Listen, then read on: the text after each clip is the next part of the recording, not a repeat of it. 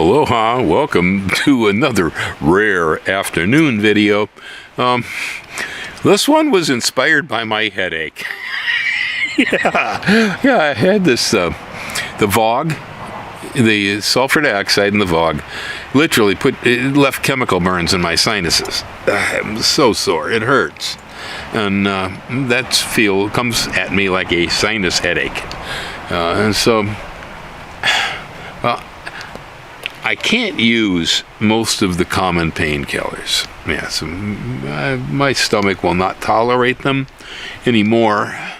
And so I'm kind of stuck when it comes, how do I deal with a minor thing like a headache? Because even aspirin is like a little too strong for my stomach these days. Well, I had a neighbor come by the other day. She's into making herbal medicines, and she has a new salve that is based on Alina, the black turmeric, and it's a very powerful anti-inflammatory. And so I attempted to use it on my temples and my forehead, and well, it gave me some relief. The turmeric is mostly an anti-inflammatory. And so it works a bit for a few hours on some of the inflammation, but it's not a painkiller. Okay, and my nose hurts. So I took some Tylenol. Well, Tylenol really don't do much for headaches. It's not very useful. The only good part of it is I can take it without having a bad reaction, but it's not very useful. Only works on certain kinds of pains, and headaches, not one of them. Aspirin works much better than Tylenol does on a headache.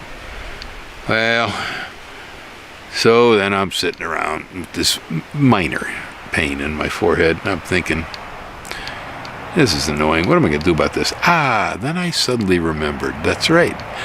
When I'm making cannabis butter, if you have the recipe out there in the video on the web, when I'm working with that product, and I get it all over my hands, and then I just end up rubbing it in.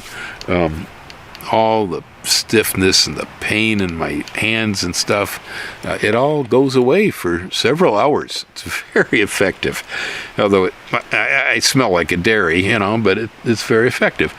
Well, I started thinking, I had a bottle of olive oil with Delta 8 THC, the industrial hemp derivative of THC, mixed together, and Ellen had an empty bottle of CBD crystal, which they'd been stuck all over the side, couldn't get the stuff off.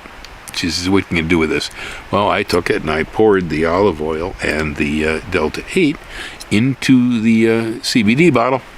And of course, they instantly dissolved into one another, and it clarified. And I said, all right, this is cool. So here I have a jar with mostly olive oil with a little bit of CBD and a little bit more Delta 8 THC.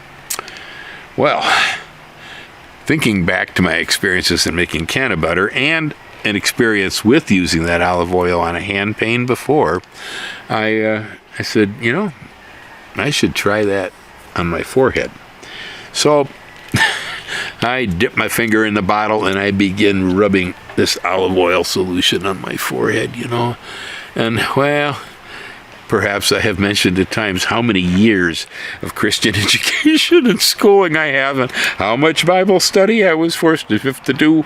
Well, I remembered the rough recipe for the temple's anointing oil in ancient Israel, and that's where they would anoint your forehead with the holy oil when you entered the temple, and well, I started to think about it as I'm rubbing olive oil onto my forehead. Then what came back to me was the fact that, one of the ingredients as stated in Scripture as calamus actually turns out it doesn't grow anywhere near Israel at all. And so the translation at one point in time from one language to another, I believe out of the Hebrew, was flawed. And so what should have been cannabis in translation, turned out to be calamus in our scriptures. So if you read the recipe in Exodus, you're going to find the calamus noted. But research back in the 60s indicates that was flawed, and as I rubbed this into my forehead, realized it was full of cannabinoids. I'm going, oh, wow, and the headache started to go away, and I'm going, oh, no wonder they went to church. Yeah, oh man, somebody rubbing olive oil with THC in it on my forehead. Yeah, go right ahead.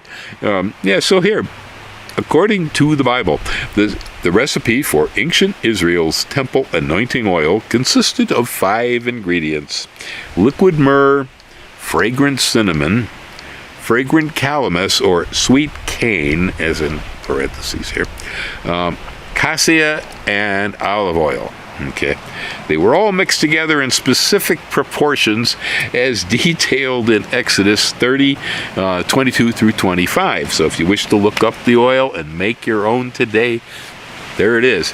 Now, I do believe that it's measured in shekels. I'm not sure how to do that. Anyway, so with that in mind, now here we have, some say that cannabis was used in ancient Israel's anointing oil, but others believe it was more likely to contain lemongrass, calamus, or sweet cane. Well, explanation here is that Sula Bennett, in her 1967 work, Early Diffusion and Folk Uses of Hemp, identified the biblical Hebrew term. Now, I'm going to blow this. Queambosem. Now, I don't speak Hebrew. Anybody out there? I'm sorry. I'm not even going to bother. As cannabis. So this term was defined as cannabis. It literally translates to aromatic reed. So the argument's still out there, I guess, but I'll tell you, it makes far more sense in my mind that would be the true ingredient, because calamus is a iris relative, grows in wet bogs and mostly in temperate latitudes. Cannabis, on the other hand, well, geographically was nearby to ancient Israel, and so the seeds could have easily been brought in, and that would be a crop that would cultivate well, I think, there. So it's more logical anyway.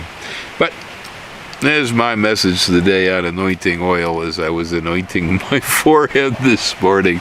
Ah, yes, and memories of scripture reading came back to me. Hang loose. Aloha.